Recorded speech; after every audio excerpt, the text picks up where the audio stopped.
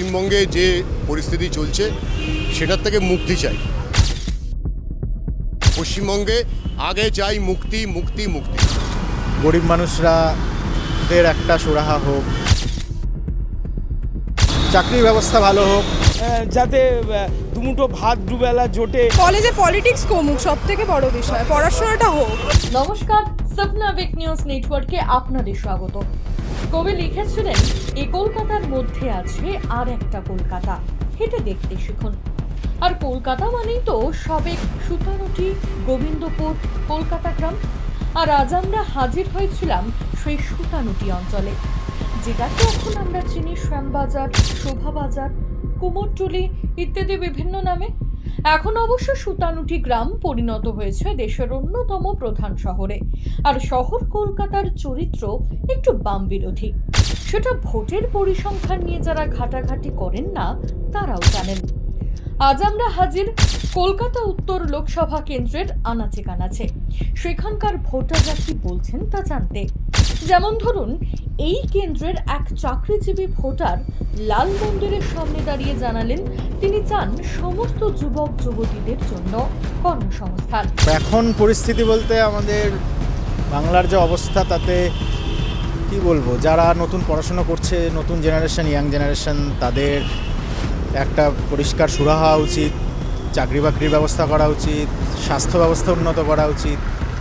যাটা hospital, নার্সিংহোমের যা যা অরাজকতা চলছে, যা যা সাধারণ মানুষের যা যা সমস্যা হচ্ছে ভর্তি নিয়ে, টাকা পয়সা নিয়ে, তাতে যে সেই রাস্তাগুলো সুবিধা হোক, এটাই আশা করব, দাবি করব। আর গরিব মানুষরাদের একটা সুরাহা হোক, পার্মানেন্ট সুরাহা হোক। টেম্পোরারি সুরাহা অনেক সরকারই দিচ্ছে, কিন্তু তাতে লং রান আগামী 10-15 বছর বা 20 বছর পর কি হতে পারে সেটা যথেষ্ট প্রশ্নের মুখে আছি আমরা সবাই। তো এটুকুই সাধারণ মানুষের সুবিধা হোক। মানে উত্তর কলকাতা দাঁড়িয়ে আপনার কাছে এইটাই আপনার সরকারের কাছে? অবশ্যই উত্তর কলকাতা দাঁড়িয়ে আছেন? হ্যাঁ, উত্তর কলকাতায় আছি। তো চাকরির ব্যবস্থা ভালো হোক, স্বাস্থ্য ব্যবস্থা ভালো হোক, শিক্ষার ব্যবস্থা ভালো হোক, স্কুল কলেজ ইউনিভার্সিটি এগুলো আরও ভালো করে সিস্টেম করা হোক। যে টিচার নিয়োগ যা নিয়ে যা যা সমস্যা সেগুলোর সমাধান হোক, এটাই বলবো আর কি। শ্যামবাজার পাঁচমাথার মোড়ে দাঁড়িয়ে একজন পেশাদার সাংবাদিক চাইলেন চলতি পরিস্থিতি থেকে মুক্তি। বিশেষ করে আমি ভারতবর্ষের কথা বলছি না, পশ্চিমবঙ্গের কথা বলবো। পশ্চিমবঙ্গে যে পরিস্থিতি চলছে সেটার থেকে মুক্তি চাই, সর্বাংশে মুক্তি চাই। ভারতবর্ষে এমন একটা সরকার আসুক যেটা পশ্চিমবঙ্গের মানুষকে, সাধারণ মানুষকে, যারা খেটে খাওয়া মানুষ আমাদের মতো, তাদেরকে মুক্তি দিতে পারবে এবং তাদের সামনে একটা ঠিকঠাক জীবনের সন্ধান দিতে পারবে। সর্বোপরি আমাদের পরবর্তী প্রজন্মের নিরাপত্তা সুনিশ্চিত করতে পারবে এবং আমাদের যান প্রাণ মাল সব কিছু বাঁচাতে পারবে। এইটা আমাদের অন্যতম প্রধান দাবি পশ্চিমবঙ্গের জন্য। আবার বলছি, ভারতবর্ষে যা খুশি হয়ে যাক, কিচ্ছু এসে যায় না। পশ্চিমবঙ্গে আগে চাই মুক্তি মুক্তি মুক্তি। শোভাবাজারের এক ছোট ব্যবসায়ীর কাছে আকাশ ছোঁয়া দ্রব্যমূল্য বৃদ্ধিটাই প্রধান সমস্যা। কী চাইবো আমরা সাধারণ মানুষ? এটাই যে আমাদের দেশ সবার সুন্দরভাবে এগিয়ে যাক, আমার দেশও যেন ওই থার্ড ওয়ার্ল্ড হিসাবে পড়ে না থাকে, আমরা নিজেদেরকে আরও ওপরে দেখতে চাই, ব্যাস এটাই। আর ওই সামাজিক আমরা জীব, সবার সঙ্গে সুসম্পর্ক থাকুক, শান্তি থাকুক সব দেশের সঙ্গে, সবাইকে মিলেমিশে নিয়ে আমরা এগিয়ে যেতে চাই।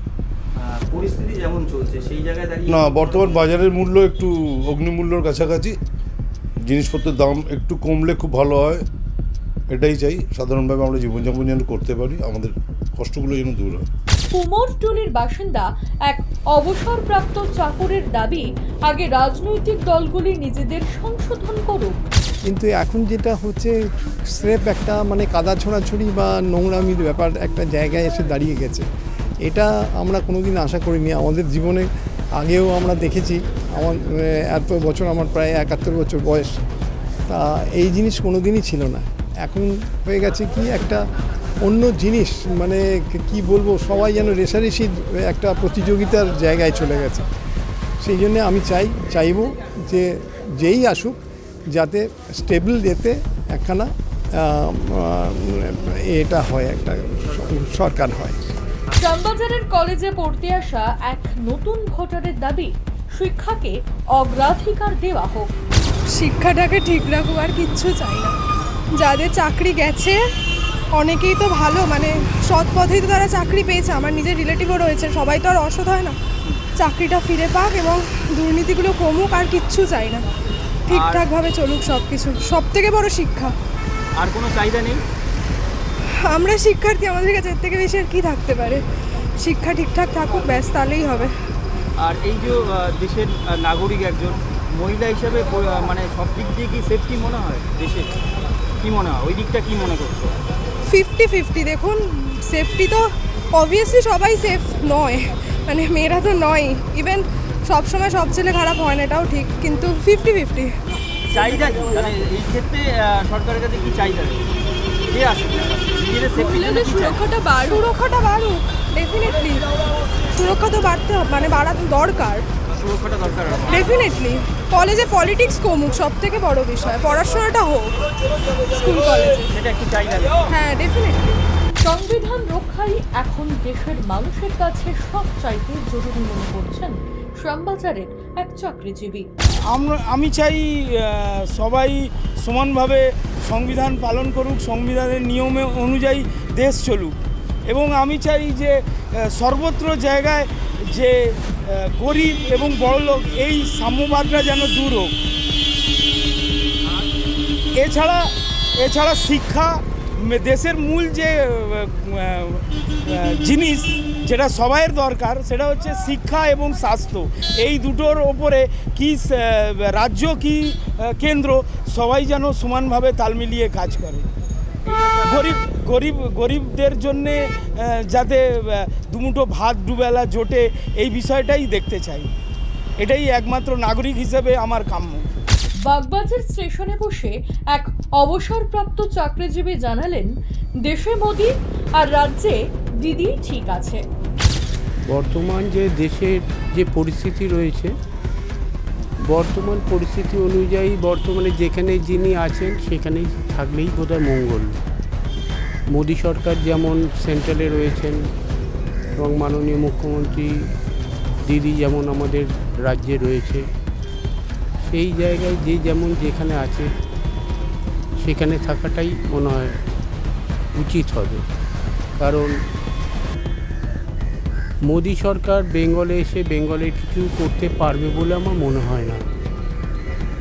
আর দিদি কখনোই বেঙ্গল ছেড়ে সেন্ট্রালে কখনোই যাবে না।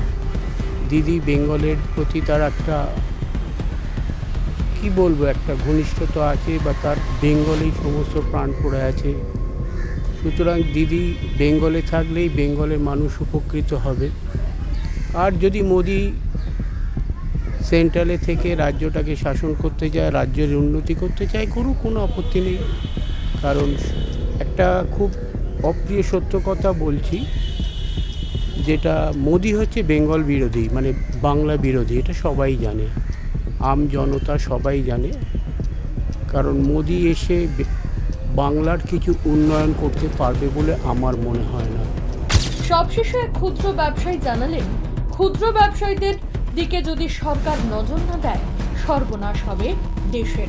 বর্তমান পরিস্থিতি থেকে এখন সত্যি যা চলছে সেটা থেকে বেরিয়ে আসতে গেলে যেটা আমার প্রথম মনে হয় যে যেটা করা উচিত, small and medium scale industry যেগুলো আছে, যেগুলো ছোটো ছোটো শিল্প আছে, যারা অ্যাকচুয়ালি ফাইন্যান্সিয়াল মানে ক্রাইসিসের জন্য ঠিকমতো ব্যবসাটা তুলে ধরতে পারছে না, ব্যাংকিং সেক্টর থেকে যদি লোনের ফ্লেক্সিবিলিটি একটু কিছু করা যায়, ছোটো ছোটো ইন্ডাস্ট্রির দিকে একটু খেয়াল করা যায়, তাহলে মনে হয় আমার গ্রোথটা অনেক বেশি ভালো হবে এবং ইকোনমিক্যালি যে ক্রাইসিসে সাধারণ লোক ভুগছে সেটা থেকে খানিকটা বেরিয়ে আসা যাবে প্রাইভেট সেক্টরের লোকদের জন্য।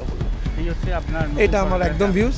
আর যেটুকুনি আছে সেটুকুনি ধরুন একটু যদি স্কুল কলেজেসের উপরে আর একটু ফোকাস করা যায়, সেটা বোধহয় একটু বেটার হবে।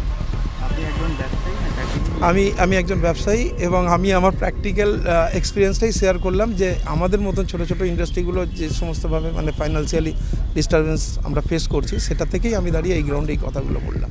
সব মিলিয়ে যে পাঁচমিশালি মতামত উঠে এলো আমাদের ক্যামেরায়, তাতে বলাই যায় কলকাতা উত্তর এবার আর কারোর গড় হিসেবে নয়, ভোট দিতে চলেছে মুক্ত মনে, যেটা সংসদীয় গণতন্ত্রের পক্ষে অত্যন্ত জরুরি। কলকাতা থেকে শ্যামল পাল ও মৃত্তিকা সেনগুপ্ত, 7 নিউজ। সমস্ত খবরের আপডেট পেতে লাইক করে সাবস্ক্রাইব করুন সাবনাভিক নিউজ।